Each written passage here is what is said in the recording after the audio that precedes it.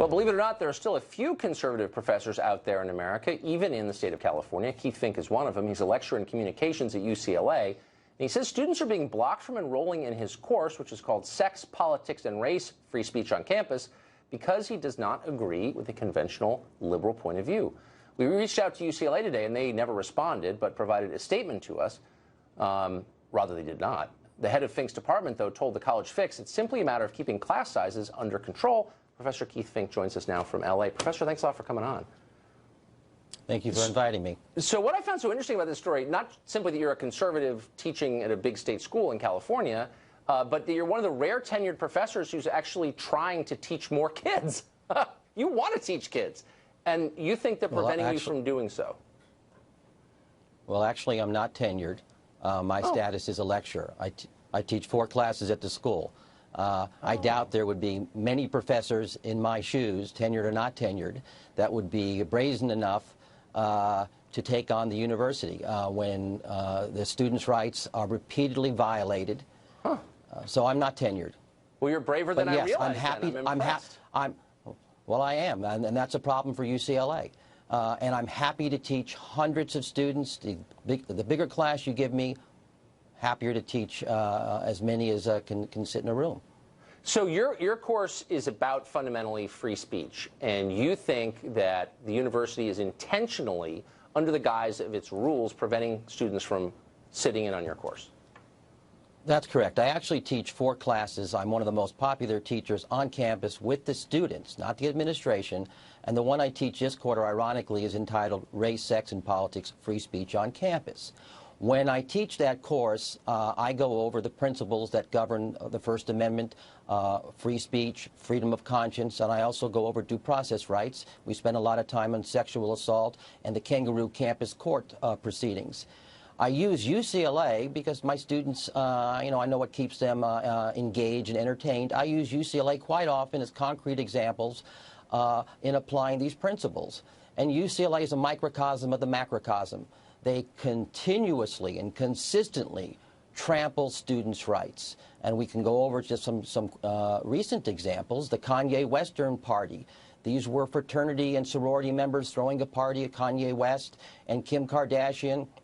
There was an immediate rush to judgment because somebody thought there was black soot on one of the students' face, that it was blackface. And instead of according the students due process of investigating the facts, there was an immediate suspension on the fraternity. Worse than that, the administrators, as they do each and every time one of these instances occur, they threatened the students in one of their email missives that they're immediately going to investigate this hateful, offensive speech and use all lawful resources for students who found to have engaged in intimidation or harassment. There is no offensiveness exception to the First Amendment. There is no hate speech exception to the First Amendment. There is no hateful exception to the First Amendment. Well, wouldn't you imagine UCLA administrators would know that? You have a law school attached to the university, correct? Well, this is even more maddening. The culprits really are Dean Kang, Dean Gomez, who are both lawyers, and Chancellor Block. I don't know if he's a lawyer or not. They absolutely know the law, but they abuse the law, and these 18-year-olds don't know the law. Even if they knew the law, they would be afraid to fight back. They use the law. They abuse the law, they twist the law, they send out these interim emails which either chill speech that they don't like, or they actually punish students that run afoul of these types of policies that don't conform to their liberal ideology. So in the process let me give you another good example. There was SJP and MSA, 2 student organizations on campus. There were posters linking them to Hamas.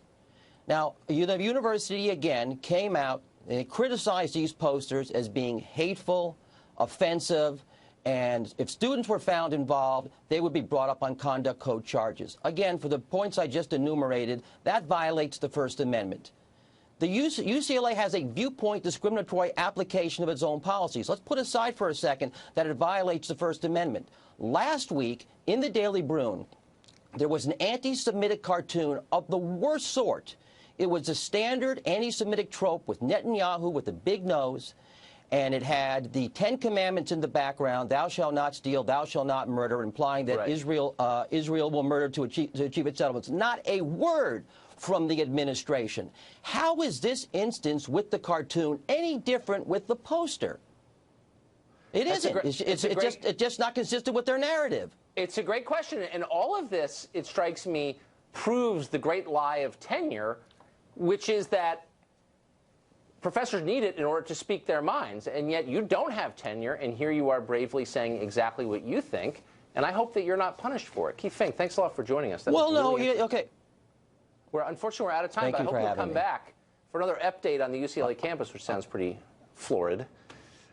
Up next, President Trump has been in power for a month, and America still isn't quite a fascist dictatorship. But we'll talk to somebody who doesn't believe that, who believes fascism is coming any day now if it's not already here, and espouses a popular uprising to throw the president out of the White House. We'll ask what that means. Stay tuned.